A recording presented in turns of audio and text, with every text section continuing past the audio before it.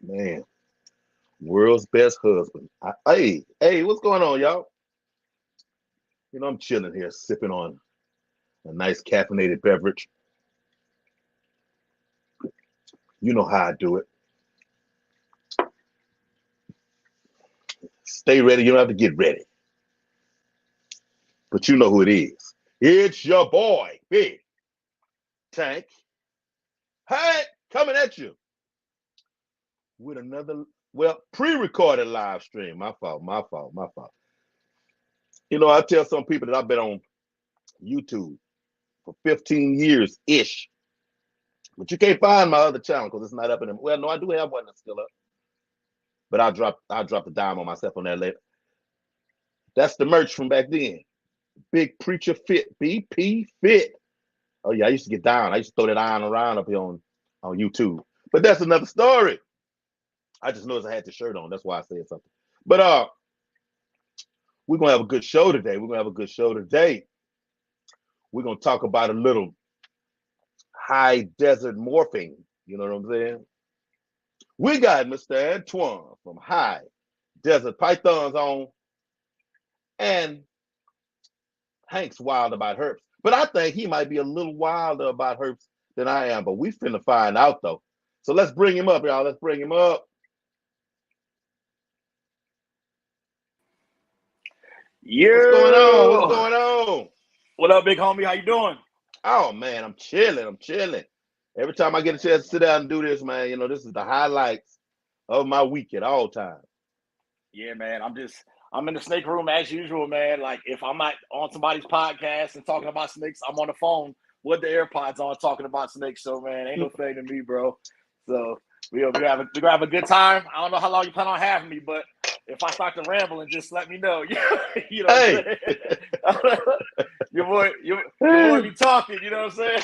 guys, I'm right there with you. And I'm glad you said that because since this is a pre-record, if I go an hour and 1 minute, they ain't gonna let me upload. So I'm gonna be watching the clock though. Heck I'm gonna yeah. be watching the clock. Hey man, give the folks a little introduction to yourself. I already know the Python people know who you are, at least they should. But I got some fish people I know that's gonna be watching. There's some folks who just stumbled onto this here live stream. Yeah. Let them know. Let them know a little bit about you. A little bit about you. Antoine Hood, the owner of High Desert Pythons. I'm from Jersey originally, but now I've been in California the past decade. So, just doing the ball python thing, doing the YouTube thing, doing the Instagram thing, spreading my love for these animals around the world, and having a good time doing it, man. Just selling animals and meeting cool people along the way. So that's pretty much it, man. Already. Now, Shout out to Spider-Man, though. I'm at this.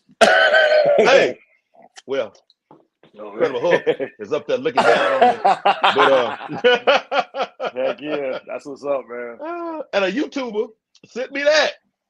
Just Nice. showed up in the mail. Hey man, this is you remind me. Hey, thanks.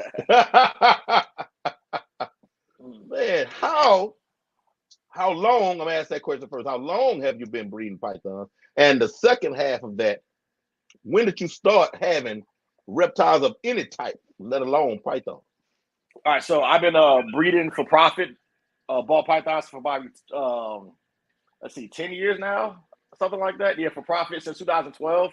But I've been keeping reptiles pretty much since the 80s, man. Like even as a kid living in New Jersey, we used to find like salamanders and like DK snakes and garter snakes in the empty lots out in the park. You know what I mean, too. So even back then, I had my little fanny pack. You remember how we had the little fanny packs in the 80s? I scoop a bunch of them up, put them in my big breeding tank at the house, and sell them to other kids for like $2 and stuff, man. And it was nuts, man. So I was just always a nerd about that. I always been a different kid, man. And that's the thing about reptile people. I always say that we're all different. You know what I mean? Like from outside of the norm because we mess with reptiles and we rather mess with reptiles than people. And Yeah. that's exactly how it was too, man. So so I did that growing up. Took a big break. Life happened. I'm big into martial arts too. So between then and like the past, 10, 15 years, I've been in the fight business. I got my own martial fight promotion. I got my own martial arts gym. I'm a black belt in jiu-jitsu. It's up Okay. to I teach boxing and Muay Thai. So so between the fight world and the reptile world, man, it's just one big thing together.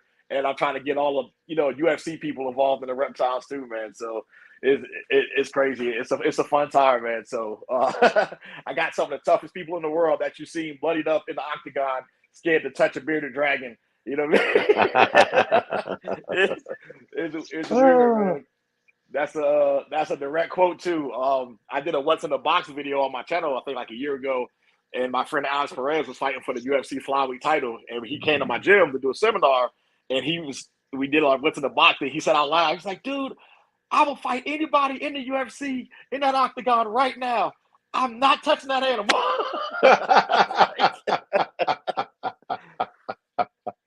So I thought that was always, to me, that just to show like the psychology of the humans. And I don't know if that's human evolution, and that's something where like some people's heritage or family got attacked by some animal back in the day, and that's the kind of genetic memory that makes people afraid of these animals. But like I never had that, man, and it was always weird. Like I was never scared of spiders, you know what I mean? Like stuff like that, never real.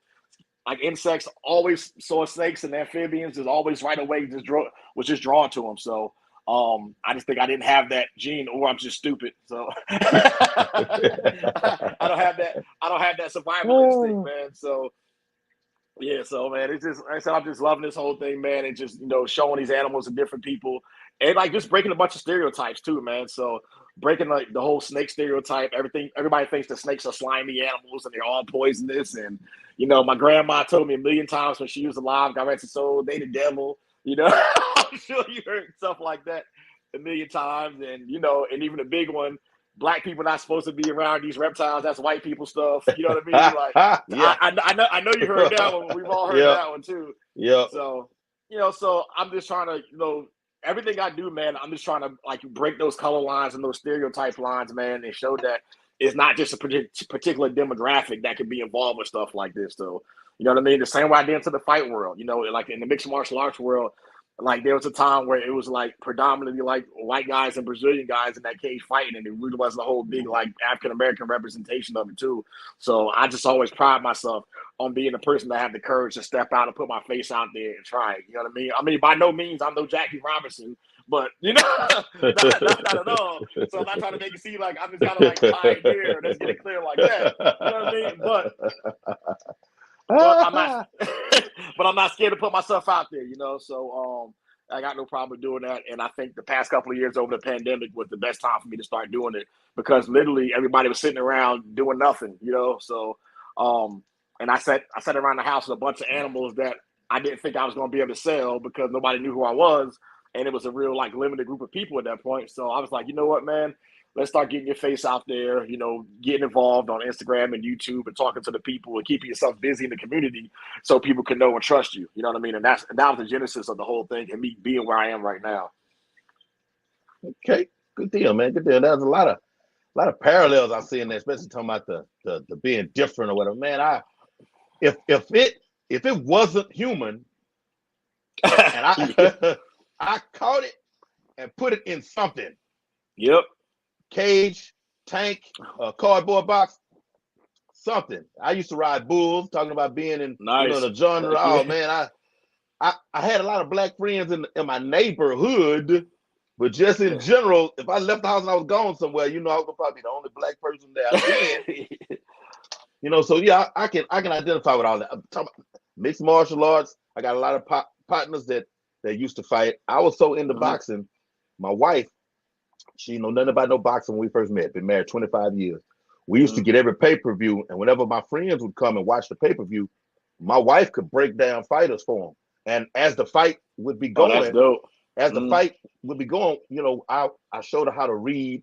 I mean, nothing is guaranteed, but how to read how a fight is changing during the fight, and fatiguing, and what he needs to do, right now and man, they used to be mad, man, and they looking at me, and I'm just over there like,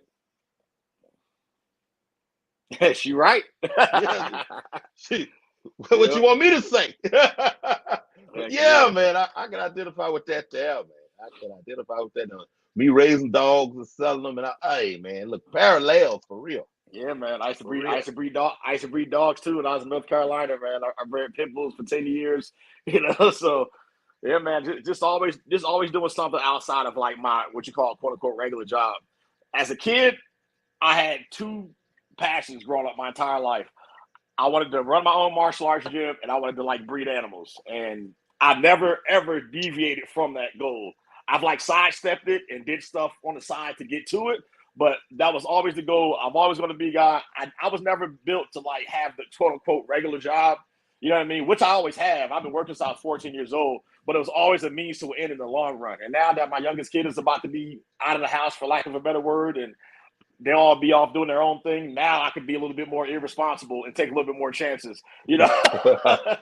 So, you know, so I mean, because I did play safe for a long time just because like I'm a father, you know what I mean, and I didn't want to ever put myself in a position where I was like ass out and like my kids had to worry about eating, and, you know what I mean. So Yeah, I make sure I always stay gainfully employed. But you know, now into my 40s and beyond, this is this time for me to like start stepping out into those big adventures and taking a lot more risk and going a lot bigger than I have. So, excuse me, I'm ready, bro. Like, I mean, am I scared? Yes. There's a lot of unknowns, yes, but I think if I can make it here in California, what I'm doing when I move back to the East Coast in a couple of years in the Georgia area, I think I'll be fine. You know. got you. So what do you have any other snakes besides the ball pythons before we roll and dive off into this? Oh nope, just ball python strictly, man. I think I will get. I'm going to get a couple like pets, like some chondros and some bolins, and probably a Gila monster soon. But those will just be like specifically pets. But right now, just ball pythons, man. I want to master these things, and I got some specific projects I want to work on. So I want to give them all my energy right now. Got you. All right, now let's roll into these ball pythons. Okay, right now, what um what genes are you focused? I use the word focus because focus is not So in concrete, but you know, what are you focused on right now as we speak? So, like being around so long, I see a lot of people jump on specific genes and then like they'll invest in it and then they'll breed the heck out of it and reproduce it.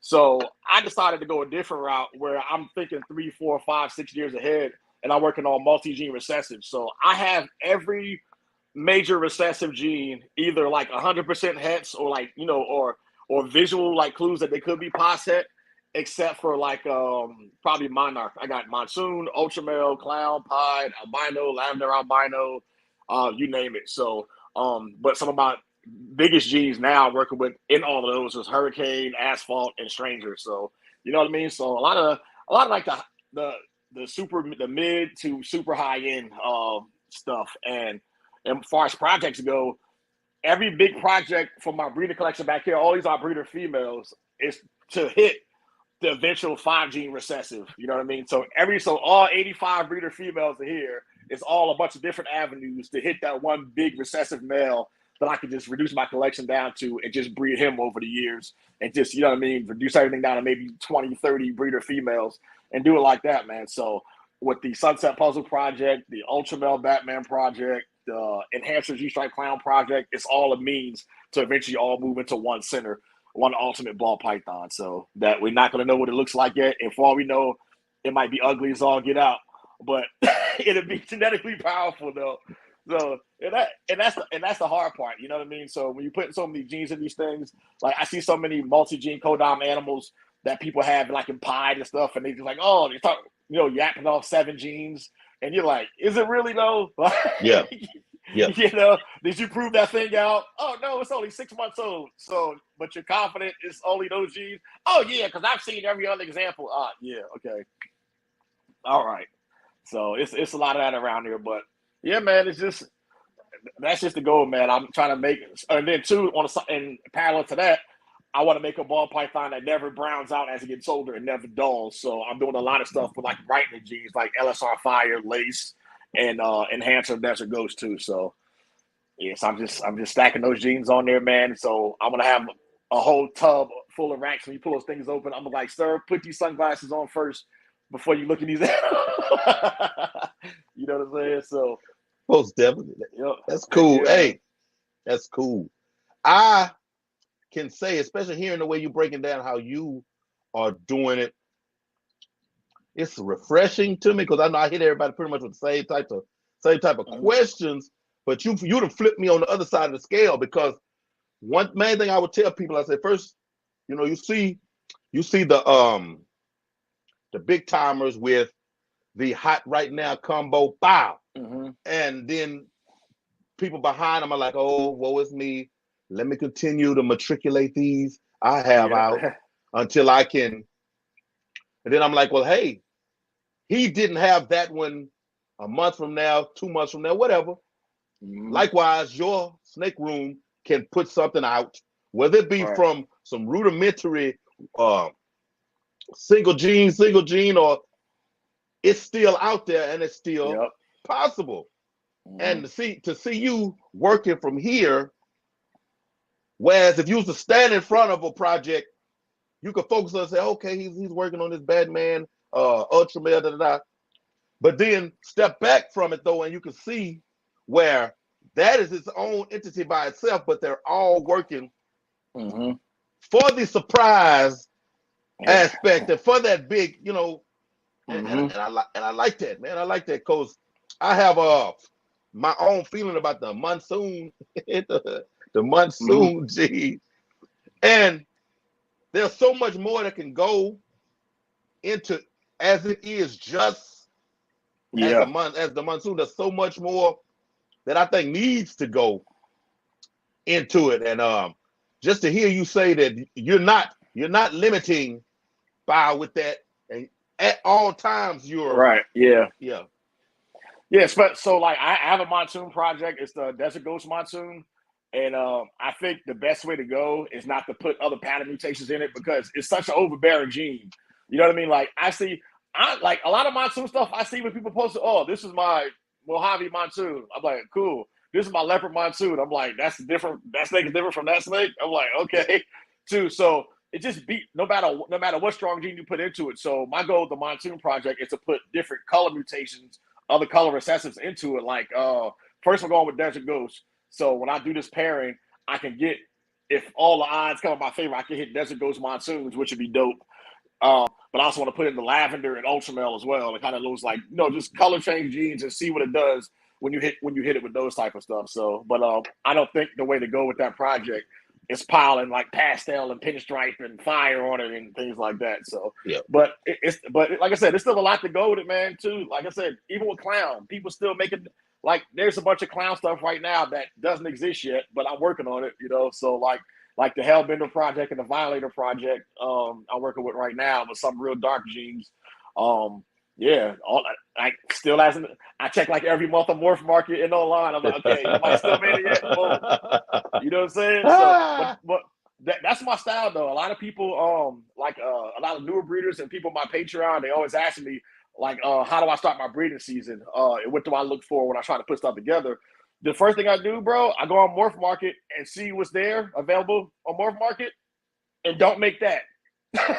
So, there's probably 1,000 pastel clowns on Morph Market. If I do make a pastel clown, it's because I missed on like the other 5 gene thing. You know what I mean? That's a residual, and that's never the goal. You know what I'm saying? So, yeah, that's how I do it. I kind of see.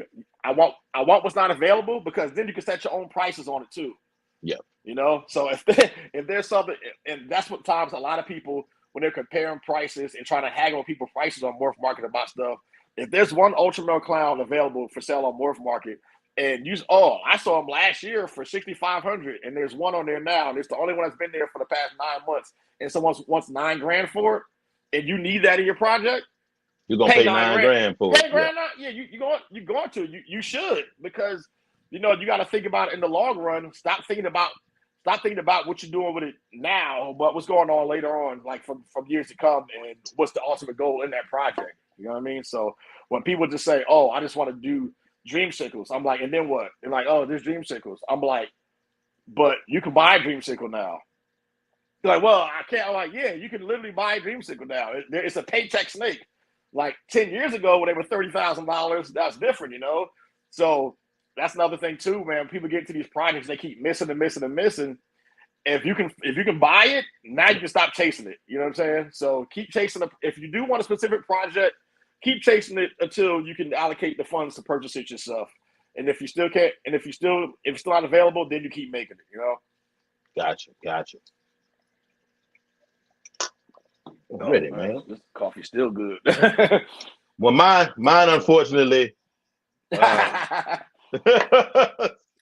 killed it shorted all. myself. You killed it all in the green room, man. Yeah. I shorted myself because man. normally it's in one of these, man. But I took a little extra nap, and they kind of shortened my time. That's my fault, though. My fault. Nah, man. Mismanagement. I'm wide awake from this stuff now, so we keep going, bro. Mismanagement. Oh man. But yeah, man. Look, the wormhole, man. That is the ball python morphs. When I say I had ball pythons back in the day, but no, they were your standard regular, normals. But let's say I'm kind of extreme, but my two favorites would be blackhead, ultra male. But I believe in extreme opposing coloration. Like that's, to me, that's just you've done it. You've done it for me. And there's just that I can mention stuff, and I guess because I'm on the outside looking in, and I haven't been tainted, by the hype beast. Yeah. I'll Good. say stuff. Keep it that way. Yeah, right.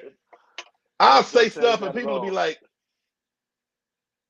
because I would hit them with every time they come on in the green room. I do it first because I don't know how sensitive they are. I'd hit them with hey, I really don't like monsoon. I hit them with that and then just pause. Dude, and they're like, I'm not. Well, why, man? I'm not even saying what jeans I don't like anymore because I got accused of killing whole people's projects and stuff too. I made a meme last year about hitting Gene Woma, and I'm still not letting that one up. I just said it was a stupid name. I didn't say the Gene was bad. I don't know. People started tagging Kevin in the post. Let's see what Kevin has to say about it. What if you created as a breeder over the years? He worked all this time. I'm like, okay, but that doesn't take away from the fact that it's a stupid ass name.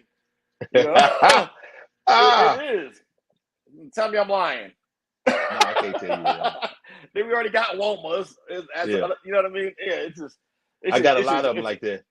Yeah, it's just weird to me, man. And then, because back in the days, man, the ball python game was parallel to the marijuana game, man. It was everybody trying to sell their new morph, so they were just coming up with these names to kind of come at you and stuff too. You know what I mean? So it was like, I got the new Aquafina hydroponic pied and stuff like that too. You're like, ooh, I want to see what that is, and it worked though. And that's the crazy thing about it, man. The thing that kept this industry afloat more than anything is the marketing. You know what I mean? So I mean, just look at what Jessica Belka did to a lot of these genes and names and added stuff to them and created these new combos and made like legit expensive videos behind them too, because he went through he has a degree in marketing and he uses that skill in this brand to promote his stuff too, and that's smart, man.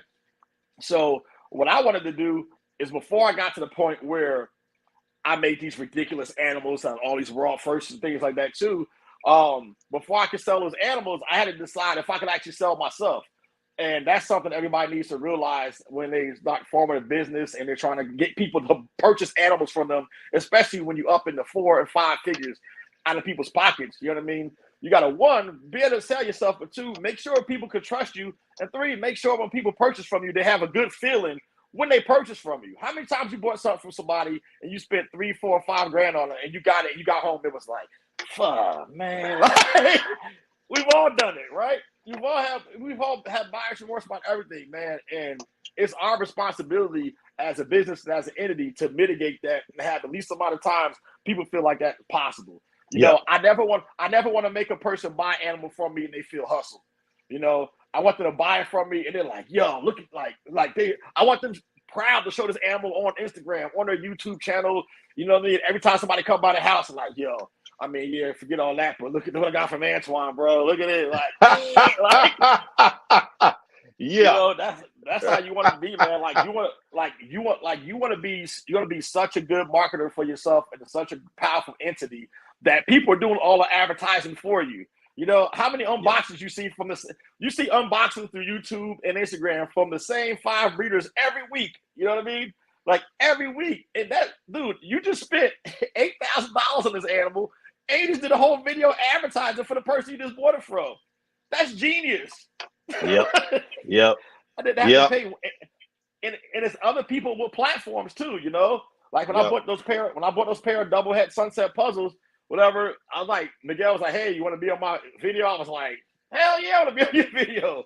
You know what I'm saying? So, and then like, and in those two time periods, honestly, that's what got me. Miguel put me really on the map twice. You know, so initially he saw when I made that super black pastel het pie like in 2017. I had maybe 300 followers on Instagram, and he hit me up. He's like, "Hey man, can I repost this on my story?" I'm like, "Okay." Boom, went to sleep, woke up, had like 1,800 like followers and stuff too. And you know, and honestly, dude, I didn't know the guy from Adam. I didn't even know he was a YouTuber at the time. I didn't even know that he lived in California, like an hour and 20 minutes south of me. And he was just he just reached out to me, something he did not have to do at all, and just kind of helped elevate me too. And now in this era of reptile keepers, it's way different from like in the early 2000s, man, where people will always see each other as competition and cutting each other's throats. So that's a big difference. So, and I think like Miguel, Billy from Mutation Creation, and a lot of those guys with these big platforms, they put people on and they give you that little boost, and you take that. If they give it to you, you run with it. You know what I mean? You don't be lazy about it.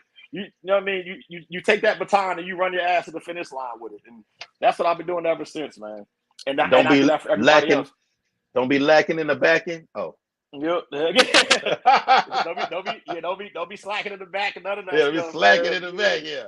You know what I mean? So, and I think that and to me that was infectious seeing people like that, because by no means I don't even have maybe 10% of either one of those guys' audience. You know what I mean? But what I do have is the ability to help bring everybody on like that too. So if I see the same people all the time posting my Insta, like commenting on my posts, my silly reels, or I'm making fun of myself too, and you're interacting in a positive way, hell yeah, I'm following you, man. Like I'm not gonna have one of those accounts where I got 14,000 followers and I'm following 8 people. Like that's corny as shit to me, man. You know, like how you gonna join Instagram looking at the same 8 people's feed all the time? You know, with their little stupid snakes. You know, so dude, like I'm following over 5,000 people. So to me, that ratio never mattered to me. It was never a thing. If you had cool content and you had like a decent amount of posts and you're staying active, I have no problems following it all. So, so for those of you who watch this later, if you comment down below and keep the comments active down here, and with your IG, I'll make sure I go in and follow you too. Okay, if I'm not already. Already. Yeah, most definitely, man. So, yeah, man. That's all right. Yep. Because that's how this thing's supposed to be, man. Yeah, man. I don't know about the cutthroat days. When I came in, I was telling a few people, T Keys, few folks, you know, Nicole. I'm like, man, you know, it's just so welcoming. So, you know, because coming from the fish side, yeah, fish people, I know. I'm not gonna bash y'all too much. I still love you. You see the tanks behind me. But bro, yeah, the fish people. But the fish people are years ahead of everybody else, though, man. As far as like technology and husbandry and stuff too, man. The fish people got it dialed in, man. You know what I mean? So like they've been around forever. So like the coral community too, man. Those guys are monsters, man. And they're like, you know, putting real stuff together and making serious money. So all the fish people that's watching this, man, shout out to you guys, man. Like I know, and it's intimidating. I'm scared of it, man. I'm scared to put a saltwater tank together. I'm like, man, there's too many tubes. And I start seeing tubes and filters and shit like this. I'm going to that store, and I'm like, oh hell no, man, this thing gonna be dead inside of a week, man. Hell no. Nah, I respect the hell out of the aquatics, man. That's a beast. I got the cheat code, man. All you got to do, man, whenever you decide, just hit me up and message. We ain't got to let nobody know. I got the cheat code, man. Give me some mud dwellers, man. Give me some cichlids and some Oscars and the alligator slapping turtle. Throw the shits in the woods. For real, man. That's about as much as I go, man. I've had some African cichlids before. I've had some Oscars. And then I found like the alligator snapper like at the old house, man, and they were just fine. So Yeah. but anything past that, we had to check the pH levels and no, fuck. Hey, I mean, yeah, my I mean, wife I'm was sure like, "Hey, no, go ahead, go ahead." No, I was like, I'm sure I could get good at it, but I know it takes a lot of time, and I already do so much stuff. You know what I mean? So like, for me to get into the aquatics, I would have to obsess over the way I obsess over these animals too. You know what I mean? And that would have me just taken away from the animals here. So I mean, it's just if I do get into aquatics somewhere down the line, cool. But like not right now, I just can't do it, man. Yeah. Oh, it's a whole thing. Like I'm 2:00 in the morning. I don't know. I may have shot you a message before at that time. Or I'm I'm up shooting messages because I'm gonna be in here. I'm gonna be doing something. My wife was like, "Man, I wanna, you give me one of those saltwater tanks in the living room." So I said, "Who gonna take care of it, right?" It's like, well, I said, "Do you see me with salt? I've had salt water, right? Have you?" I said, "You see me with salt water? Any salt water, anything?" No, I say, yeah, let's keep it that way, cuz. No. Let me love it. I wanna continue to love this. I don't have get no sleep, look, my health declining because I'm trying to take care of that tank in the living room. No. Hey. And then me, I do some ignorant shit like get an octopus or something like that. That's always getting like he got a jellyfish tank, Yep. Some weird stuff. But that killed me, man. I know me too well, man. I'm gonna stay in my lane for now. That's all right. That's all right. So how many altogether? How many ball pythons you got right now? I know I have 85 breeder females, 15 breeder males, and between like grow ups and inventory, another like 75, 80, something like that. So somewhere in the 200s, I would say right now. It changes every day. Like tomorrow or when the weather breaks, I'm moving like 19 animals will be gone. But my incubator's full right now to the brim. I have no space in my incubator, so I have eggs hatching. I have eggs due to hatch every week almost for the rest of the year. Okay. So it's a little bit overwhelming right now, but I mean, I'm trying to get in my organizational bag. It's a little bit better now too. So it's about just under 200 right now, but my main stable is 85 females and 15 males. Gotcha. What are you feeding? Rats, and I do all live. So I do rats, and then they have these other rodents out here that we call desert field mice from Africa. But I can't. so we just leave it like that. I got you. But those are for my problem feeders. So I have like 10 adult girls who kind of hit that 1,000-gram mark and started acting funny, but they take those other things, man, like it's nothing. So it's not really slowing them down for the season. Gotcha. Yeah. You growing them out? You raising them? Just the mice. That's it. The rats, I got a delivery guy. So what I end up doing with that is there's no pet stores. The closest pet store for me is probably 100 miles. For some reason in the desert, they just don't do well, and it's just people with a lot of like ideas where they love animals, but they're bad business people.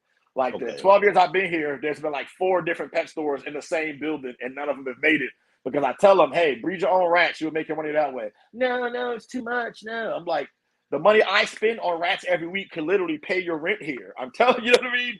And then they never got around to it. So I got a guy who delivers from Mojave, like to my place. And then I provide all the live animals for everyone in the city. So like the population of 26,000 people, I would say I have a group of about 350, 400 people who all have like ball pythons, who have boas, colubrids that all eat live rats and mice. So I put in a big order. I get it all for like, the breeder wholesale price, and they pay retail. So like I get my small rats for my adult ball pythons for like $1.49 or something like that, and I sell them for like $3.50. So when it's all said and done, my rat bill every month, like it should be, my rat bill every month should be about $2,000, $2,250, where it's down to like maybe $375. So yeah, so it works out, man. That's the way you do it. Yeah. So then like this week I actually had a post about on my Patreon asking people like what my order was, and before the delivery charge, the $30 delivery fee, my whole entire bill for this week, all these animals in here was only $60.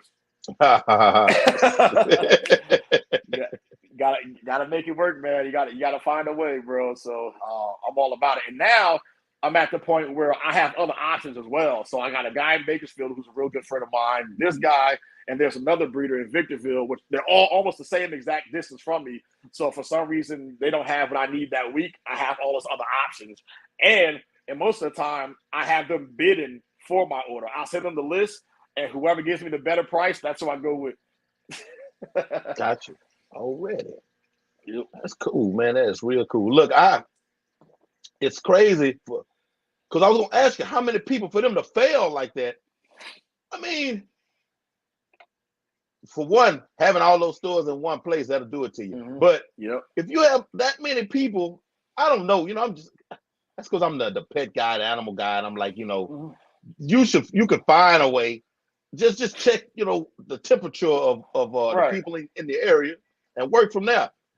That's crazy. Well, see, like and usually it's like people who own it like refuse to like have any kind of like social media presence. Like everybody still they still doing advertisements in the local paper, and like you know what I mean. That like the swap sheet, the regular daily newspaper, and sometimes you might see a classified Facebook ad, but there's no real way to bring people in there and to show them in town. Every successful business in this town, the common denominator is their social media presence.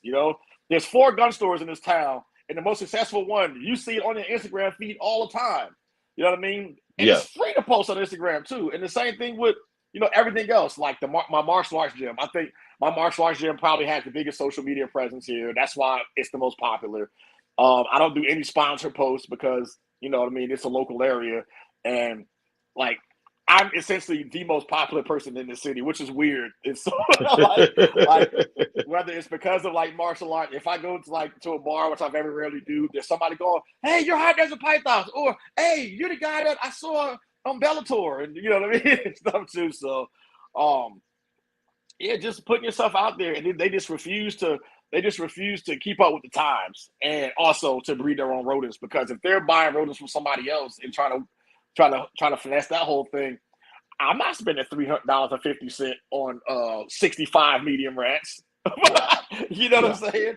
So I'm not going to you for that when I can go somewhere else. And when they buy stuff, either like, from Amazon or whatever wholesaler they're using, they have to mark up the prices. So I think a lot of people, what they were doing was saying, well, you have this thermostat here for, $160, but I can go, when I go to the mall in Palmdale, an hour from here, I can stop by PetSmart here or this pet store and get it for $25 cheaper. So I'm gonna just go there. And that's what everyone's biggest complaint was. So now I don't know how true that was, but that was a common denominator, because I'm asking them every time, "Hey, why do you think you're shutting down?" And it was always the same reason. So most definitely. Hey, what do you got your snakes living on? Oh, I use Reptichip. Yep. Okay. Yeah, I have to have it superhuman here. Like outside of the past 2 weeks here, man, it's like super dry. But now this is the humidest place it's been in a long time, because we got a little monsoon in Death Valley last week that caused like mudslides and everything too. So it's been, but yeah, I can't do anything like paper or like aspen here, man. So I got to go with cocoa. Okay, gotcha. What are your housing containers? So these are the Freedom. Most of these are the Freedom Breeder 40 series tubs, but I got these custom made PVC racks by a local guy from here. I just wanted to try like a different project, so I did some of the adult tubs side by side. And to be honest with you, man, it's a failing project. Like, I don't like it. It looked good the first year, but because of the weight of some of the tubs and the females, the PVC is starting to like warp and stuff too. Yeah. And they're making and some of them are making gaps. So I have to like keep the lighter snakes away from the rest of them, because over time, you will have a gap and they'll get out, too. So, so I'm actually switching back to Freedom Breeders. So I just put in an order for the 1065 grow out rack, and then I'm gonna probably replace those with the 1040s and add 2 more rows to the top of it. So yeah, so I'm gonna go back all the stainless steel racks and the hybrid racks from here, and keep it a little bit more uniform in here, you know. So. Oh, really? So what do you find is the easier way? Easy. No. They're gonna make me revamp that question. Would you or have you vended at a convention? Okay. This is a great question, actually. So I used to talk a lot of crap about how I didn't need to vend or I didn't want to, because I mean, honestly, I don't need to vend, but I think I owe it to the community to show a presence, especially my local shows. I'm in California. It's like we got Pomona this weekend. We just had Anaheim like a month or so ago, and we have some of the big shows here. But I think I do owe it to the community that I can show my face and bring some stuff out there from time to time so they can see some of the projects I'm working on in person. But I learned at the Anaheim show, you have to be able to gauge what the target audience is there. Like the Anaheim show was not the show to bring quadruple heads and triple head girls and just normals that was like foreign projects that you would take to like Tinley or Arlington that people would come and actually invest in. So those kind of shows, you want your Blue-Eyed Lucy's, your pies, and your banana stuff. That's what everybody buys there. You know what I mean? And Gotcha. so I think that was my biggest mistake with that first show. And but I will vend again. I'm vending in the Vegas show actually, because Vegas is 3 hours away from me, and I got a lot of crazy stuff coming up. And I think from the Las Vegas show, there's a lot of like the mid-tier stuff too there. So like maybe the 500 to maybe 4,999 space around there too. So I'll be bringing a lot of like Hurricane Clown stuff and Super Blade combos and Desert Ghost Head Clown stuff to that show. So yeah, I'm gonna just do it. Even when I don't have anything to like a big inventory, I might bring like just a little display and show some like the double recessives I'm working on and things like that, just to kind of be there. And it's fun, man. But what I'm not doing is traveling halfway around the country with these damn animals, because the 3-hour drive is already too much. Gotcha. You know what I mean? So ain't no way I'm bringing these animals. I'm driving to Texas or Illinois. Nah, I go to those shows, have a good time, buy some snakes, meet some people. But I will vend locally, like inside of 3 hours from me. Gotcha, I said a whole lot. I said a whole lot to say.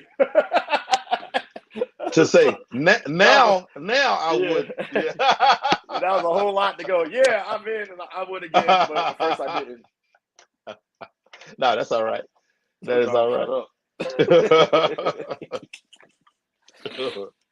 So, one of my questions that I really like to ask: how did bail become such a, I'm gonna use the word throwaway.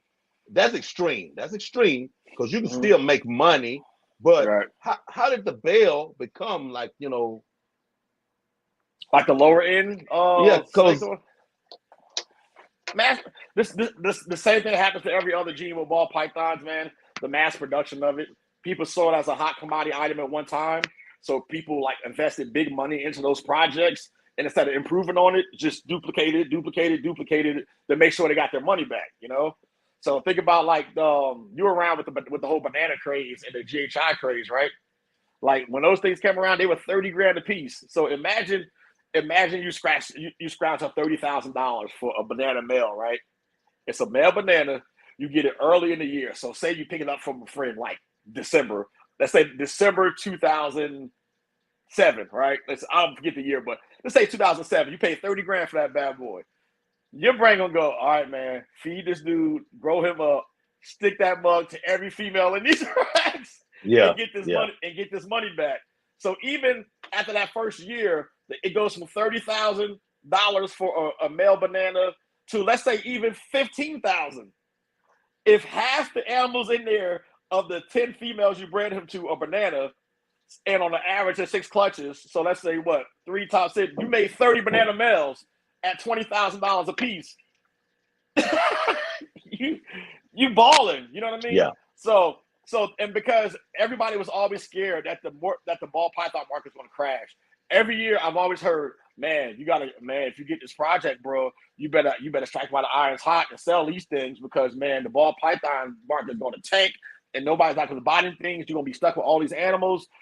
Every year I've been hearing that since I've had ball pythons, bro. It's never changed. So now people are wising up instead of going to there and just taking these single gene stuff and breeding the heck out of it. When the bells came around, they were like, what, $25,000 too? When somebody put a Mojave and the lesser and the Mojave together, they was like, oh my God, look at this white snake. Everybody like white snakes. Is it like a band called White Snake or some shit? Like, right?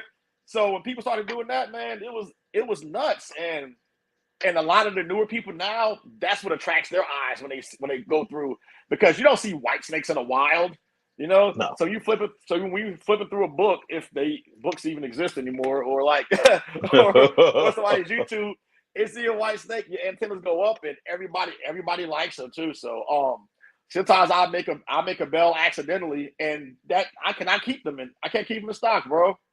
Cannot. So you hitting on what that's why I always ask that question. I want to hear everybody's thoughts on it, because music videos, even today, if somebody want a snake in their music video, black snake, white snake, it ain't gonna be, no in between too much. Something recognizable. They may have an anaconda or cobra, but other than that, it's gonna be a white snake or a black snake. And I'm like, man, I'm hearing people talk so disrespectful about their bells, and I'm like, I guess. Nah, man, those things are a hot commodity, bro. Like if I decided that if there was like a big shows within a couple of hours of me that came out like every few months, I would actually have like a bell program where I'm making bells all the time and selling people. But that's just not really my thing, you know what I mean? So like I said, sometimes I might hit something trying to go for some other things, and I'll hit them as a residual, and man, I'll show that thing right out of the egg. That thing would be sold before I hit send on that day. You know what I mean? So so it's cool. But those people also are the hardest customers to deal with, because they're really not that experienced. So they want pictures of like the sides, the upside down. They want the snake's butthole in the picture. They want me to send a picture of the eyes, both sides, so I can prove that it is a blue-eyed Lucy and not something else. Like, they know the difference. Like, you actually make some blue-eyed Lucy. I don't know, you just occur like that. So yeah, I find out like every time I sell someone a snake under like 600 and less, all those people I have the most problems with. If I got an animal posted for $3,500 that goes, hey, is this available? Boom. All right, here's the money. Done. Quickest transaction ever, man. So, because those guys they know what they want normally. Yeah, I tell people how I live by. I say, if I can't afford it, I don't buy it. And that's usually the key to, we talking about the buyer's remorse aspect. Mm-hmm. I was in the car business on the retail side for 15 years. Oh, nice. And there's one thing that I never did on a car lot, that was sell a car. Only because I was also a customer. Mm-hmm. So I was deep on the inside. I know every aspect. So I'm like, man, I'm not going to be sitting on the other side of that desk. And you over there bumping all that yah at me. But I'm like, no, I won't sell a car. I could, but I was like, I would not sell a car for that specific reason. People coming in, okay, you might need it, but can't afford it, and you can get something that's, no, that's not what they want. So they're like, well, I'm gonna get this right here. It's pretty. And forever, phone ringing, they knocking on the door. I'm like, man. Yeah, it's crazy. Like, I've never been a real like car person like that, man. Cars just never been like. I like fuel efficiency and safety. I can get if I can get 6 hours on one tank of gas, and I mean, I'm not gonna drive like no Prius. I mean, no disrespect to Prius and stuff like that. But yeah, that's just never been me, man. So like, I like form and function. I think that's probably like my military side too. Because I've never been like the flashy car person. Because every time I've had a halfway decent car, that's when I got the most tickets, because I got pulled over. Yep. I had chrome rims on the car since I was 22 years old, man. I'm good. Most definitely, most definitely. Yeah, I would sell some. I would definitely sell some shiny ball pythons though, some nice pretty animals. But that's it, man. I'll leave my flexing to the animals. Gotcha, gotcha. What what more? Ah, yeah, I can ask. The wormhole is so deep, but I'm gonna ask that question as is. What more impresses you right now? So, I love what asphalt does to things, man. Asphalt, to the yellow belly complex. I love it because even when it's subtle and you accidentally put it to something else that has asphalt on both sides, to me, the super asphalt by itself is probably the most impressive combination ball python there is. That's simple to make too, So I'm trying to hit super asphalt clowns this year, super asphalt clown pies. Like I'm trying to put that into everything because it's such a complex pattern on that animal too, and it just so in one of my projects, so I'm trying to hit the stranger GHI spot nose red stripe asphalt clown. I'm gonna put it on both sides eventually to try to hit the super asphalt version of that, man. And it might drown everything out, but man, it just to me, it's just a mean looking animal, man. It just the super asphalt to me looks like it got powers and shit. So you know what I mean? Like it just like I just want to put one on the turntable with a light rig and go da da da every time you know what I mean. Every time I see that combo, so I'm like I'm really super partial to that, man. So and then with the hurricane stuff, if I could make a super asphalt high booster clown, man, y'all can't tell me nothing. I ain't coming on nobody's show after that, bro. They're gonna be like, man, Antoine head too big. they're like, what he been up to, man? He just stared in his room at this super asphalt high booster clown he got, man, and he ain't said hi to us and us, bro. So people looking for you in the daytime with a flashlight. Man, I got goals, bro. Like just like the Sunset Puzzle project, man. She's got follicles now, you know what I mean? And it's long shot odds. It's 1 in 16 odds to hit the Sunset Puzzle. But man, I'm excited and scared at the same time, Like I know it's gonna be a lot of critics. No matter how this thing comes out and looks, because we don't know. No matter how this thing looks, it's gonna be half of the population going, oh, it's so ugly. I don't like Sunset. What's it gonna do when it gets 300 grams and it browns out? You know what I mean? Like, yeah, that's how a lot of people feel about Sunset. And guess what? I feel the same way because I say it. That's why I know people are going to say it. People. I see a Sunset combo when it's hatched. Somebody, like when the Sunset Pie came out, I was like, man, it looks nice now, but let's see it at 300, 400 grams. Guess what? At 300, 400 grams, still looks nice. Pie was one of the other recessors that kept the reddish looking pattern on it, and it's not browning out, man. I just saw Justin's back in March. That thing looks good, man. So somebody just hit the Sunset Lavender albino. That's the closest thing we got right now to a red snake. It looks dope. I want to see it shed and get some signs on it too. But the Sunset and Puzzle together, man, I'm hoping it's like a really, really complex pattern the way I like the super asphalt stuff. And if I hit a male, he's staying. He's getting bred to every single recessive in his house too. And we just gonna move on from there. You know what I mean? If it's too dark of an animal, I'm gonna put some light stuff to it. If it got too much pattern on it, I'm gonna try to do some pattern reduction stuff with it. You know what I mean? So it just all depends on how it comes out and how we're gonna tweak it. But I'm looking beyond. That's not the end all be all. If I get these things at the end of the year and it's a big deal, it comes out and people start making articles about it, and Justin comes to my house, that's fine. But I want to see what's past that. You know what I mean? I want to see the Lavender Sunset Puzzle, the Ultramel Sunset Puzzle, the Desert Ghost Sunset Puzzle. That's where I want to go with that thing, man. I'm trying to make some dangerous animals up in here, man. Like, I want that heat, and I'm not stopping until you know what I mean. These things back here producing some power, So, gotcha. Already, hey, bro, we at the 54-minute mark. I'm gonna open the floor up for you. Plug whatever you want. If you got some words of inspiration, promotes whatever, I'm gonna open the door up for you right now. Yeah, man. I just want to say, I just appreciate everybody's love and support over the past couple years, man. I will be at Daytona. I will be at Arlington. I will be at Tinley, and I will be in Vegas definitely the rest of this year. So if you want to come up to me, come say hey. I will speak and take pictures with 100% of everybody who wants me to. Like I come there for the followers, for the fans, for my peers to come out and have a good time. So don't ever be like, oh, you were talking to Brian Cusco, and I didn't want to. You know what I mean? No, come up. We're gonna take a picture, tag me in that bad boy. I'm gonna repost it for you. We're gonna have a good time. And man, there's no such thing as dreaming too big, man. If your dreams don't scare you, they're not big enough. That's all I gotta say about that, man. So follow me on Hot Desert Pythons everywhere: Instagram, Facebook, TikTok, Twitter, all that mess too, man. Hey, I appreciate you having me, brother, man. I had a great time.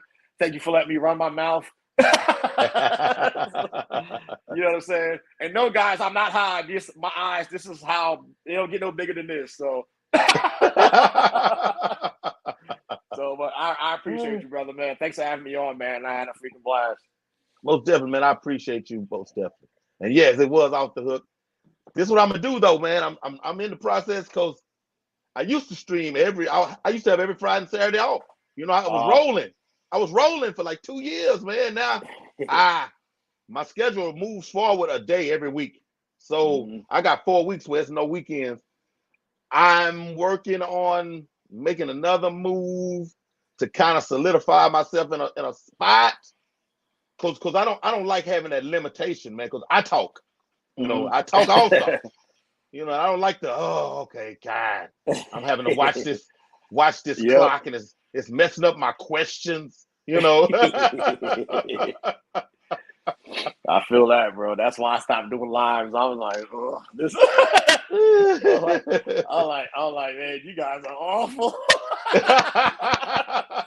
I was like, this ain't for me, man, because most of the time I was hosting lives, I was doing most of like the rambling on, so I might as well just do one myself. You know what I mean? So just sit there by myself and just talk. So. But yeah, man. But thanks a lot for having me, bro, man. Most this was an honor, man. Like even you reaching out to me. I watched all your shows before, man, and I ain't gonna lie, I felt the way. I didn't tell nobody. I was like, man, how come he ain't never messaged me? I'm like this is bullshit. Like he never messaged.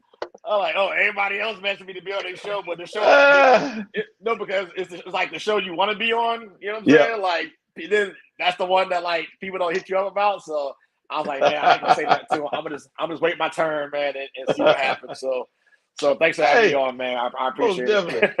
I'm gonna tell you a secret. I had this list, and I plug people in the list. I'm gonna holler at him. I'm gonna holler at him. I'm gonna holler at him. I holler at him. Yes, no, yes. But the list wasn't even. How can I put it? It didn't even reflect who was scheduled. It was like kind of, man, I want that list, I wants list. Man, I went through this whole phone. I had an Android phone temporarily. I was locked out of my my iCloud account. This is a new phone, and I've only been back in my iCloud for maybe 4 days. And it's been a month or two, you know, and when I say it knocked everything out of whack, man, it knocked everything out of whack, man. But you were definitely on my list, man. Yeah. Yeah, go look, me and Nicole that talked about you, man. That's how, so you know it's real. And me and Nicole that talked about you. Oh, nice. And I got all discombobulated, man. I'm like, man, I don't even know who's next? Maybe somebody will message me.